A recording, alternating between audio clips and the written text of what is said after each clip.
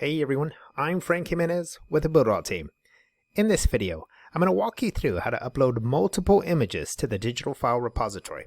So here we are inside Cheetah, and what we're going to do with this page is simply go over to the right, select Add, select Panels, and let's start by adding a blank panel.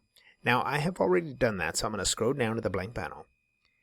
And what I'm going to do here is I'm going to add an image element by going to Add, Elements, and then let's scroll down here and select Image. Now I'm just going to select the very first image here, drag it into the panel. Next, what you want to do is just right click on the image so that the image properties come up. Let's go ahead and select Change Image.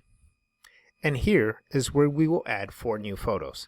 So let's go up to the top right, select File, and we're going to add these photos here. So I'm going to select all of them, then go here to Open, and you're going to see them all upload. Now, all of these 4 have been uploaded to your digital file repository. Now let's take this image here and select it, then go to Save, and you're going to see that now this image has become a part of my website. And that is how you upload multiple images to the digital file repository. I hope you found this video helpful. I'm Frank Jimenez with the Builderall team.